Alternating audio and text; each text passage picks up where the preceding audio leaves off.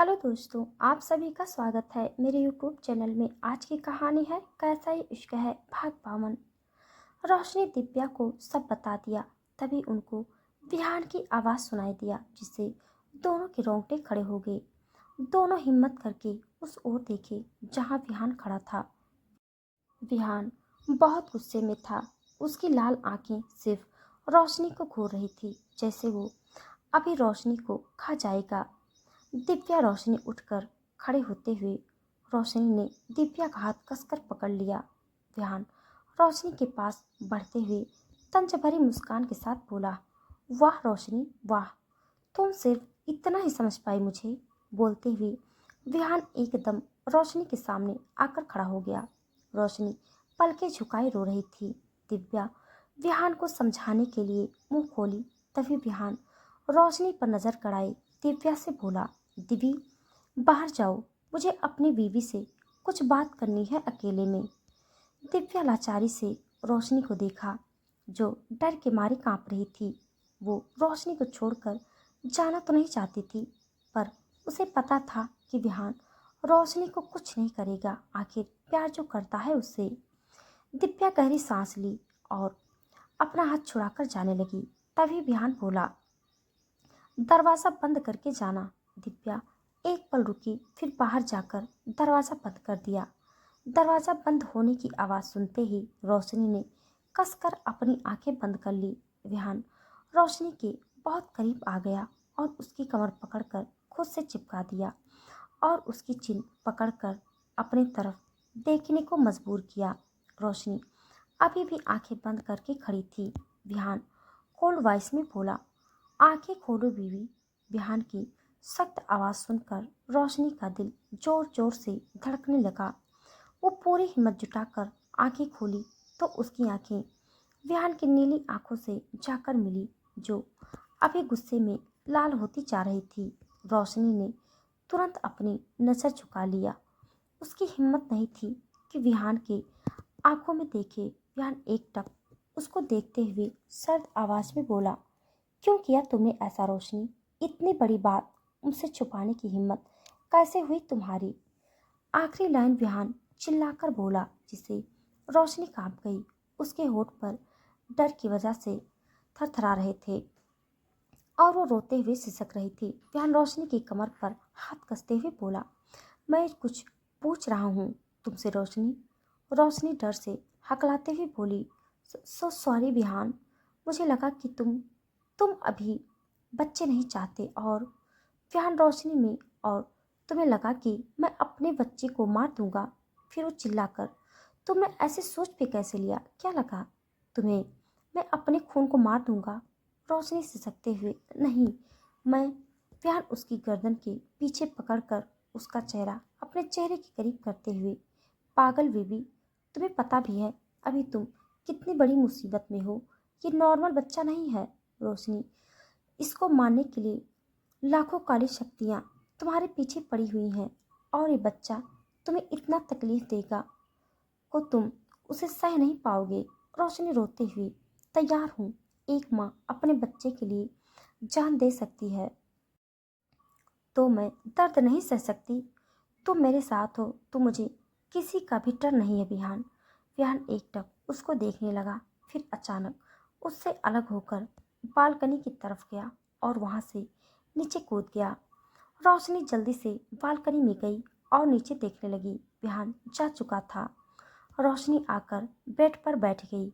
उसकी आंखों में लगातार आंसू बह रहे थे। तभी दिव्या के साथ विलाही जीवन करण अंदर आई। रोशनी सबको देखी। विलाही उसके पास बैठ गई और सर पर प्यार से हाथ फेरकर बोली, मुझे दिव्या ने सब बता दिया। रोशनी उसकी बात सुनकर एकदम से उसकी गले लग गई और फफक कर रोने लगी। फिलाही उसको शांत करने के लिए उसके सर पर हाथ फेरने लगी और बोली, कुछ नहीं हुआ बच्चा, सब ठीक है। रोशनी बिलखती हुई बोली, माँ जी विहान मुझसे नाराज है। फिलाही उसको शांत करने की कोशिश करते हुए, अरे बेटा, विहान तुझसे कभी नाराज नहीं हो सकता। अभी थोड़ी गुस्से में है, उसका गुस्सा शांत होते ही वो लौट आएगा तेरे पास, देखना। रोशनी उससे अलग होकर बेहद मासूमियत से, सच्ची? बिलाही रोशनी की आंखों का आंसू पोंछकर उसकी माथा चूमकर, हाँ सच्ची, अब तू रो मत। अगर तू रोएगी तो मेरा पोता भी रोएगा। रोशनी मुंह फुलाकर, ओह, तो मतलब आपकी मेरी फिक्र नहीं है, सिर्फ आपके पोते की फिक्र है। बैठ सासू माँ, पेट पर हाथ रखकर। देखा बेबी, आपकी दादी कितनी बुरी है। विलाही हंसकर, अरे मेरी बहू, तू भी मेरी प्यारी सी गुड़िया है, और मेरे पोते को मेरे बारे में बुरा मत बोल। रोशनी मुस्कुराकर, अच्छा, आपको कैसे पता कि पोता है? पोती भी हो सकती है ना? बिलाही उसके पेट पर हाथ रखकर, नहीं रोशनी, ये बच्चा लड़का है, अगला वेम्पायर किंग और वेम्पायर नगरी की शान। तुझे बहुत मुश्किल होने वाला है ये 9 महीने। रोशनी मुस्कुराकर बिलाही के हाथ के ऊपर अपने हाथ रखकर, आप सब है ना मेरे साथ, तो डरने की क्या बात। और दिव्य है, वो मुझे हर मुश्किल से बचा लेती है। दिव्या की तरफ देखकर, है ना दिव्य? दिव्या मुस्कुराकर उसको हक करके अलग होकर बोली, हाँ मेरी जान। सभी हंसकर बात कर रहे थे, रोशनी भी मुस्कुरा रही थी, पर उसके मन में विहान की कमी खल रही थी। रात का वक्त रोशनी बालकनी में खड़ी चांद को निहार रही थी। उसकी आंखें नम थी। रोशनी रौंदी गले से, विहान, कहाँ हो तुम? माना कि मुझसे गलती हो गई, पर इसका मतलब ये तो नहीं ना कि तुम मुझसे दूर चले जाओगे। प्लीज मेरे पास आ जाओ। रोशनी आंसू पोंछी और रूम में जाने के लिए मुड़ी तो सामने जीवन खड़ा था। रोशनी मुस्कुराकर, तैयार हो गई क्या? जीवन रोशनी को हक किया और उससे अलग होकर बोला, आप कितना अच्छे हो भाभी। दिल में इतना दर्द और चेहरे पर मुस्कुराहट कैसे कर लेते हो भाभी? रोशनी जीवन के कंधे पर हल्का सा मार कर हंसते हुए, फिल्मी डायलॉग मारना हो गया हो तो चले। जीवन मुस्कुराकर सर हाँ में हिलाया, फिर दोनों रूम में बाहर निकल गए। दिव्या का कमरा। दिव्या आराम से सो रही थी, तभी उसको कुछ फटने की आवाज़ आई और वो एकदम से उठकर बैठ गई। तभी सभी लाइट्स ऑन हुए। रोशनी, अनिका, विलाही, जीवन, करण, लक्ष्य, मंजलिका, आयन एक साथ चिल्लाकर बोले, हैप्पी बर्थडे दिव्या। रोशनी केक पकड़कर खड़ी थी और बाकी सब स्माइल करते हुए उसको देख रहे थे। दिव्या अभी भी शौक में बैठी थी। रोशनी केक को करण के हाथ में थमाया और दिव्या के पास जाकर उसके गले लगकर बोली, हैप्पी बर्थडे मेरी दिव्य। रोशनी उससे अलग हुई तो दिव्या उसके सर पर हल्का सा मारते हुए बोली, तेरी खोपड़ी, अभी मुझे हार्ट अटैक आ जाता। दिव्या का रिएक्शन देखकर सब हंस पड़े। रोशनी उसे उठाते हुए बोली, चल केक काटते हैं।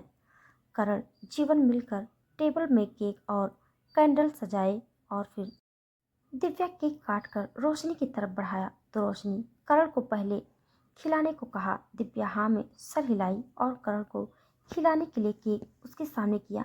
तभी लक्ष्य दोनों के बीच में आ गया और उसके हाथ से पूरा का पूरा केक निकल गया। सब लक्ष्य को देखकर हंसने लगे, सिवाय करण के। करण उसको गुस्से में घूर रहा था। लक्ष्य मुंह में भरे केक दबाते हुए बोला, वो क्या है ना, आयन और मंजलिका ने मुझे कुछ खिलाया नहीं, इसलिए बहुत भूख लगी थी।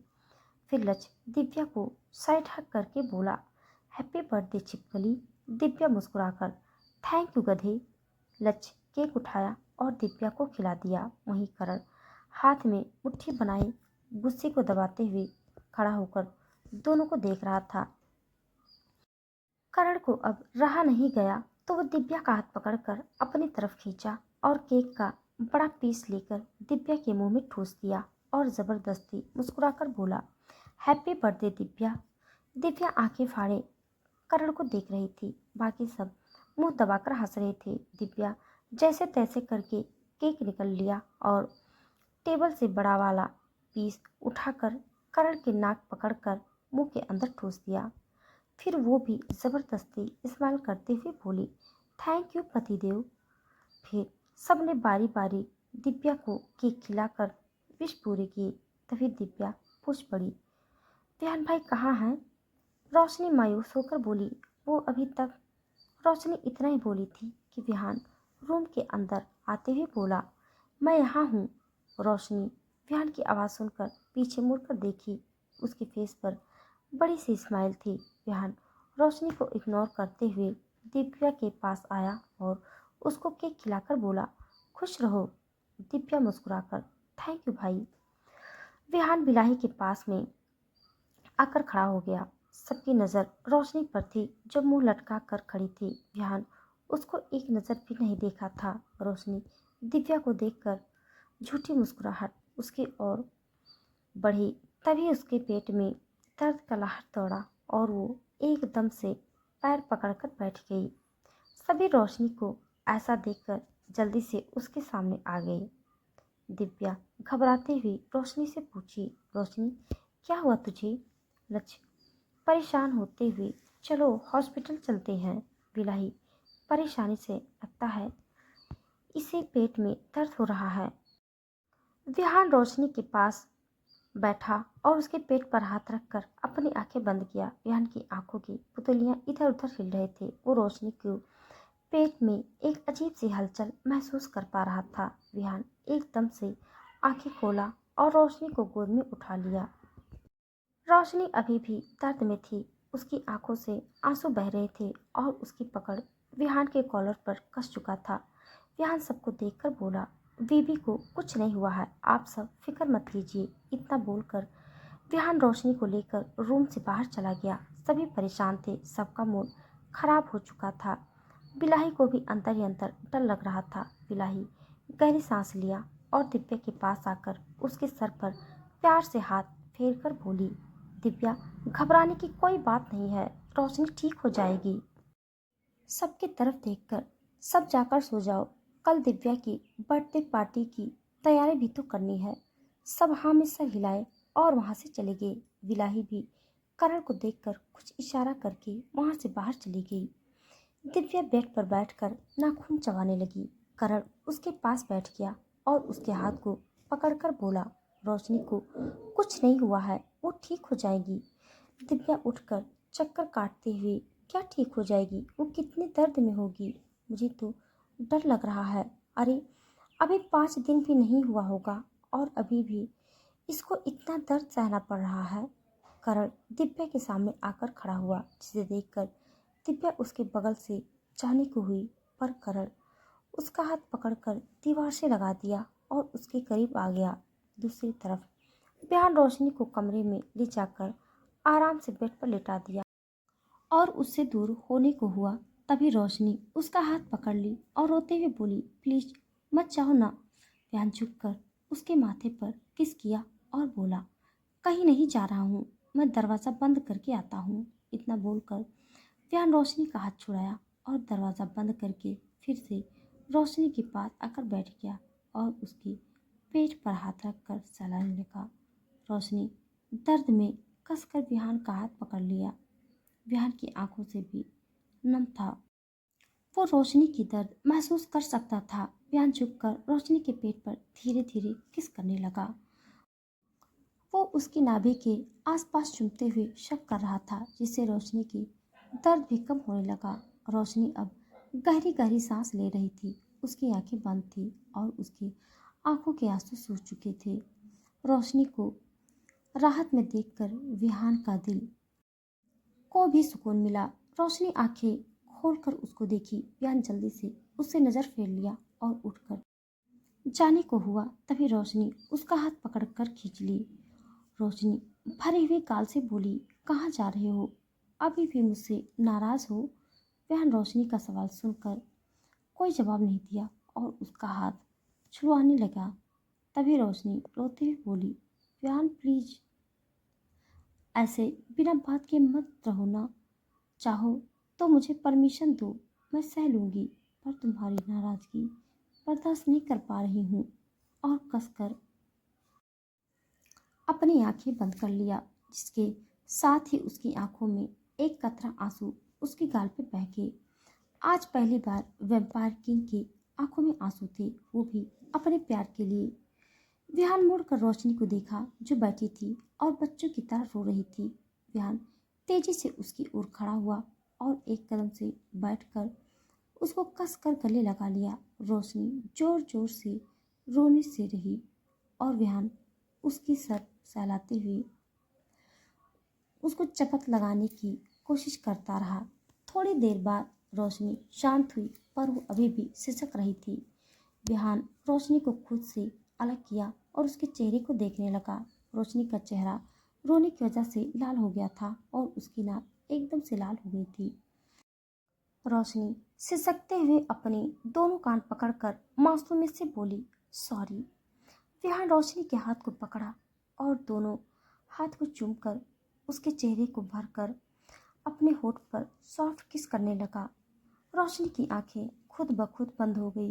विहान आहिस्ता से उसके होठों से अपने होठ को अलग किया और पास में उसका चेहरा देखने लगा।